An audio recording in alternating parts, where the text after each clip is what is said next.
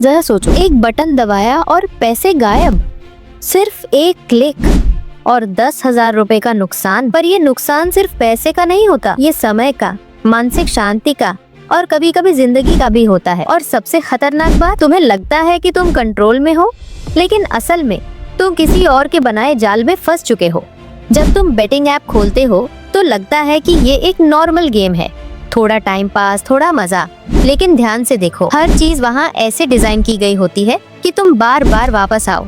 बार बार notification आएंगे, bonus offer, सिर्फ 5 minute के लिए, हर बेट के बाद चमकदार एनिमेशन, तेज आवाजें और आप जीतने के बहुत करीब थे। ये सब यूं ही नहीं है, ये एक सोची समझी रणनीति का हिस्सा है जिसका मकसद है तुम्हारे दिमाग के डोपामिन सिस्टम को हाईजैक करना। ये कोई गेम नहीं, ये एक मानसिक जाल है। कभी गौर किया, शुरू में बेट सिर्फ 500 रुपए की थी, फिर 1000, फिर 1 लाख। क्यों?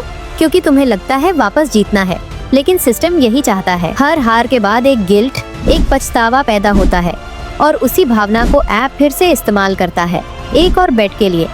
बिना सोचे समझे फिर से पैसा लगाते हो। इसे ही कहते हैं नुकसान की भरपाई करने वाला चक्र।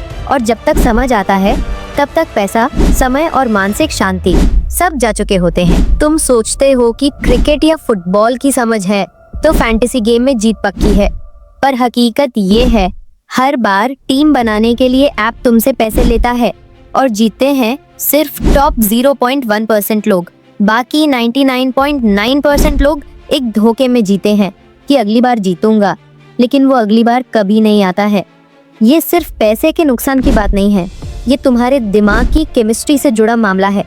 एप्स तुम्हारे रिवॉर्ड सिस्टम को ऐसे एक्टिवेट करते हैं कि बेट लगाना एक आदत नहीं, लत बन जाती है। घर वाले पूछते हैं, बार बार पैसा क्यों लगाते हो? कोई जवाब नहीं होता, खुद को भी नहीं पता होता, क्योंकि ये कोई सोच समझकर लिया गया फैसला नहीं होता, ये एक मजबूरी बन जाती है। और इसका असर होता है नींद खराब होना, मूड बदलता रहता है, गुस्सा आता है, बेचैनी और पछतावे का बोझ बढ़ता जाता है। लेकिन तब तक बहुत देर हो चुकी होती है। ऐप शुरू होने से पहले ही सिस्टम तैयार होता है तुम्हें दोष देने के लिए।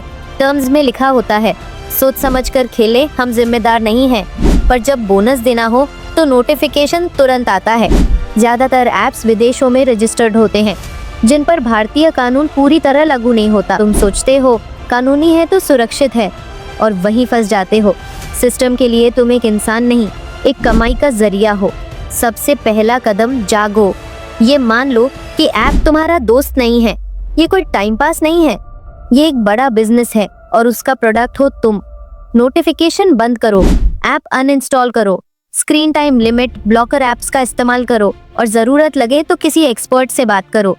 इसमें शर्म की कोई बात नहीं है, ये जाल हर किसी के लिए बना है। फर्क बस इतना है, कोई समय रहते समझ जाता है, कोई नहीं। अगर कभी तुम्हें लगा था सिर्फ 100 रुपए ही तो लगाए हैं, क्या फर्क पड़ेगा, तो सोच लो, वो 100 रुपए तुम्हारी आजादी खरीद रहा है।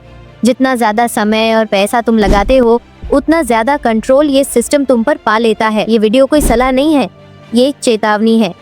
मैं हूँ शिखा और आप देख रहे हैं नो ट्रैप्स। मिलते हैं अगले वीडियो में एक नए ट्रैप को एक्सपोज करने।